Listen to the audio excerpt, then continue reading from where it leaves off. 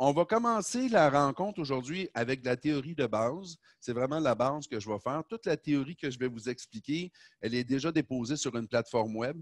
En fait, beaucoup plus que ce que je vais vous expliquer, mais je vais vous faire une introduction pour par la suite faire des cas live. C'est-à-dire qu'aujourd'hui, l'objectif de la rencontre, c'est que vous puissiez me poser des questions puis me dire, Stéphane, j'ai telle problématique dans la vie, soit au niveau physique, soit au niveau comportemental, soit je voudrais atteindre un objectif de vie puis j'y arrive pas. Puis je vais tenter de déterminer quels sont les événements puis quelles sont les émotions qui sont à l'origine d'une problématique dans votre inconscient qui fait qu'il y a quelque chose qui ne fonctionne pas. C'est ça que je vais vous démontrer aujourd'hui, mais on va commencer d'abord par la théorie. Juste avant ça, j'aimerais ça, juste pour donner un sens de comment est-ce que ça va être un peu différent du monde conventionnel dans lequel on est habitué. Nommez-moi, j'aimerais ça qu'on me nomme une maladie, n'importe laquelle.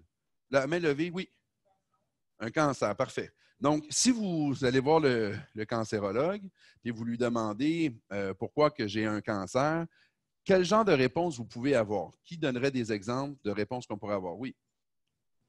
La nourriture. Donc, êtes-vous d'accord avec ça? Donc, parfois, on va dire que le cancer vient de la nourriture. On va dire quoi? À cause des pesticides, à cause des OGM, à cause de... Donc, sinon, des fois, c'est à cause de la cigarette. Quoi d'autre qu'on donne comme raison? Une partie qui est génétique. Hein, au niveau du cancer du sein, aujourd'hui, ils font des examens. Il y a une célébrité, comment elle s'appelle? Angelina Jolie. C'est dur d'oublier son nom, en fait.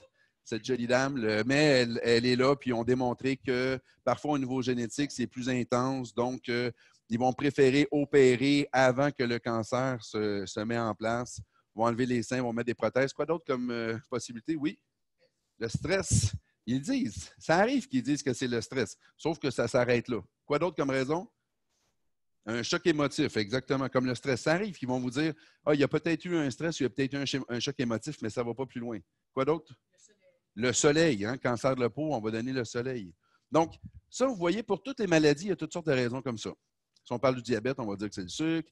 Si on parle des allergies, on va parler des allergènes. Il y a toutes sortes de raisons comme ça qui vont être données. En loi biologique, aujourd'hui, ce qu'on va faire comme travail, vous allez voir que cette réalité-là, elle disparaît.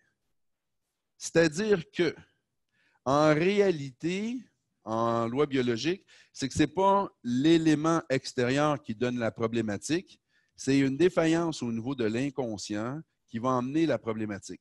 Par la suite, si vous êtes en contact avec un élément, il est possible que ça favorise une réalité, mais ce n'est pas l'élément qui est le problème. Juste pour ouvrir au moins ce champ-là, mettons qu'on prend le soleil.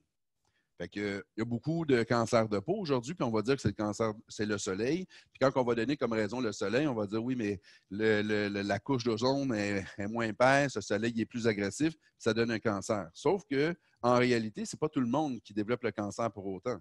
Il y a des gens qui sont exposés régulièrement au soleil, puis ils n'ont jamais de cancer de peau. Puis il y a des gens qui c'est à peine qui sont exposés, puis pourtant, eux autres, qui ont un cancer de peau. Est-ce que ça se pourrait que ça soit autre chose? On parlait d'aliments, mais le cancer existe depuis extrêmement longtemps, là. Bien avant que les OGM existent, bien avant que les pesticides existent, bien avant. Pourtant, il y en avait aussi des cancers à ce moment-là. Puis vous allez vous rendre compte qu'en réalité, peut-être que finalement, ce qu'on a donné comme raison, c'est peut-être pas la raison de base. Là, je vais aller sur un dossier qui est quand même assez gros. On parlait de cigarettes tantôt. Donc, aujourd'hui, pour le cancer du poumon, on va donner souvent comme raison la cigarette. Vous êtes d'accord avec moi?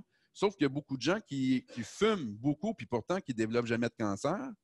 Puis il y a des gens qui n'ont jamais fumé de leur vie, puis qui développent le cancer du poumon. Là, ils vont dire quoi? La fumée secondaire. Ça commence à être boiteux un peu, mettons, là, comme réalité. Comprenez-vous? Puis si on va plus loin, puis on prend un cas, mettons que je prends le cas d'Arthur, quand je donne des exemples, parce que j'ai l'autorisation, je prends le cas d'Arthur qui se fait diagnostiquer un cancer du poumon, grosse masse au niveau du poumon.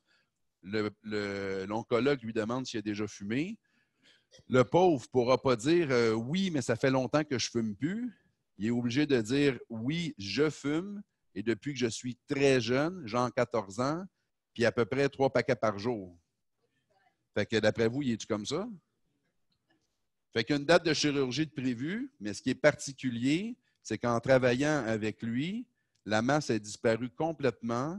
Et ce qui est le plus étonnant, c'est qu'il n'a jamais arrêté de fumer puis il fume encore. Là, il y a des questions à se poser. Parce que si c'est la cigarette qui est le problème, comment ça se fait qu'il est toujours en contact avec? Puis comment ça se fait que la masse est disparue complètement? Puis ça fait plusieurs années, puis c'est jamais revenu. Il y a des questions à se poser. Puis vous allez voir que lorsqu'on intègre les lois biologiques, ça fait beaucoup plus de sens.